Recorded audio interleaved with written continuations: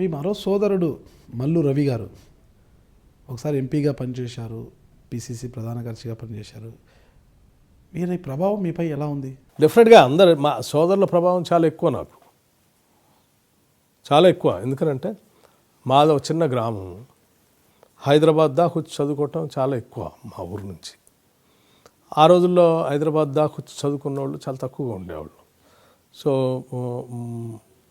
మొట్టమొదటి డాక్టర్ అనుకుంటా మా ఊరు నుంచి డాక్టర్ మల్లు రవి గారు.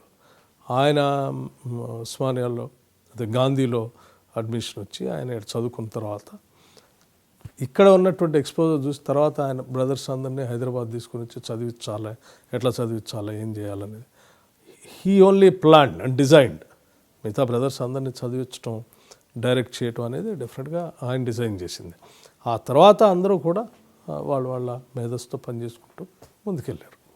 అట్లాగే రాజకీయంగా కూడా పెద్ద ఆయన అనంతరాములు గారు రాజకీయాల్లో ఉన్నప్పుడు సరే ఆయన ఎన్నికల ప్రచారం కోసం తిరగటం, ఆయన ప్రజల కోసం చేసే పనులు, ఆ అలవాట్లు ఇవన్నీ కూడా కొంత ప్రభావం.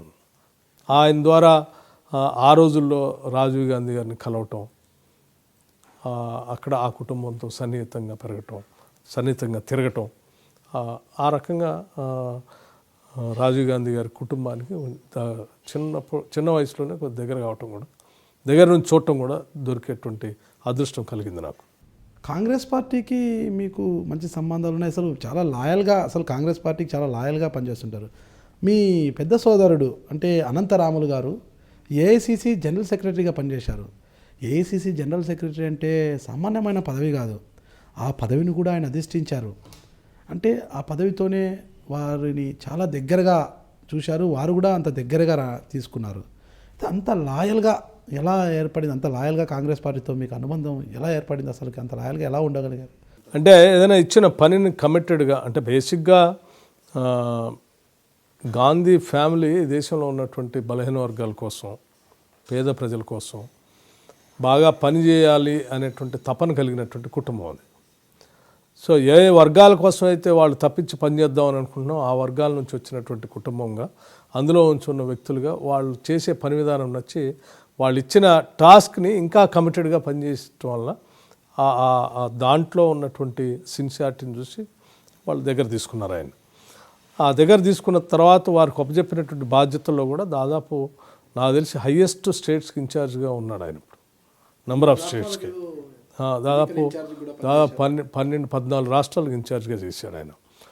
ప్రైమ్ మినిస్టర్గా రాజీవ్ గాంధీ గారు ఉండేవాళ్ళు, ఏఐసిసిలో ఈయన దాదాపు 12-14 రాష్ట్రాలకు ఇన్ఛార్జ్గా ఉన్నప్పుడు డెఫినెట్గా ఏ రాష్ట్రం పోయినా కానీ ట్రాన్స్పరెంట్గా, అన్బయాస్డ్గా ఇచ్చేటువంటి ఆయన ఇచ్చిన రిపోర్ట్స్ని బాగా ఇష్టపడేవారు.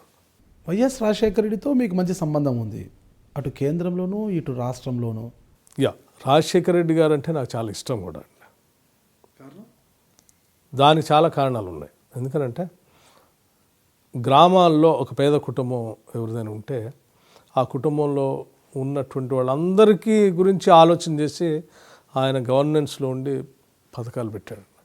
ఎవరైనా ఒక ఇంట్లో వృద్ధులు ఎవరైనా ఉంటే వాళ్ళకి పనికొచ్చేటట్టుగా పెన్షన్స్ పెట్టాడు. ఇంట్లో ఎవరైనా విద్యార్థులు చదువుకునేటువంటి వాళ్ళు ఉంటే వాళ్ళ కోసం రీఎంబర్స్మెంట్ పెట్టాడు. ఆ ఇంట్లో ఎవరికైనా ఆరోగ్యం బాగాలేకపోతే ఆరోగ్యశ్రీ ద్వారా ఉపయోగపడేటట్టు చేశాడు. ఆ ఇంట్లో వాళ్ళు శక్తి ఉండి నేను పని చేసుకోగలను అనుకుంటే వాళ్ళకి పని దొరికేటట్టుగా కేంద్ర ప్రభుత్వం నుంచి వచ్చిన ఎన్ఆర్జీ స్కీమ్ని పెద్ద ఎత్తున ప్రాచుర్యంలో తీసుకొని పోయాడు. ఆ ఇంట్లో వాళ్ళకి ఇల్లు లేకపోతే ఇల్లు కట్టించే విధంగా ఇందిరమ్మ ఇల్లు అనేదాన్ని రూపకం. అంటే ఒక ఇంట్లో ఉన్నటువంటి పుట్టిన చిన్న బిడ్డ దగ్గర నుంచి బాగా అత్యంత వృద్ధుడిగా ఉన్నటువంటి వారికి కూడా ఆ ఇంటి అవసరాలన్నిటికీ పనికొచ్చేటట్టుగా ప్రతి వాళ్ళకి ఒక స్కీమ్ ఏదో ఒకటి డిజైన్ చేసి వాళ్ళకి అందించేటట్టు చేశారు. What more you want? ప్రభుత్వం నుంచి నిజంగా పాలకుల నుంచి ప్రజలు ఆశించేది ఏంటి? వాళ్ళ అవసరాలు తీర్చేటట్టుగా పాలకులు ప్రణాళికలు తయారు చేసి వాటిని తీర్చడమే, తీరిస్తే చాలు అనేటువంటి ఆలోచనతో ప్రజలు ఉంటారు. వాటిని అర్థం చేసుకొని ప్రణాళిక తయారు చేసి అమలు చేయటం కదా, ఆ విషయం రాజశేఖర రెడ్డి గారు ఈ రాష్ట్రంలో చేశాడు. అందుకే రాజశేఖర రెడ్డి గారు అంటే నాకు చాలా ఇష్టం. తర్వాత ఆయనకు కూడా మేమంటే చాలా ఇష్టం, నేనంటే మరీ ప్రత్యేకంగా. ఆయన ఉపజెప్పినటువంటి పనులు కూడా అంతే సిన్సియర్గా, కమిటెడ్గా, బాగా నమ్మకస్తుడిగా చూసుకునే వాళ్ళలో నన్ను కూడా ఒక చూసుకునేవాడు, ప్రేమించేవాడు. వీటన్నిటికంటే కూడా ఆయన కూడా తన వాళ్ళు అనుకున్నా కానీ, తన మనుషులు అనుకున్నా కానీ, తన దగ్గరికి ఎవరైనా అవసరంతో వచ్చినా కానీ చాలా ఆత్మీయంగా, అభిమానంగా ఆదరించి తన ప్రేమను పంచేవాడు. సో ఆ ప్రేమతోనే అందరూ అతనికి చాలా ఆత్మీయులుగా మారేవాడు. నేను Mallu Bhatti Vikramarka, Telangana Pradesh Congress committee working president. I dream news సంబంధించిన నాగరాజు గారు ఇంటర్వ్యూ చేశారు. ఈ ఇంటర్వ్యూ త్వరలో రాబోతూ ఉంది. దీన్ని చూడవలసిందిగా విజ్ఞప్తి చేస్తూ ఉన్నాను.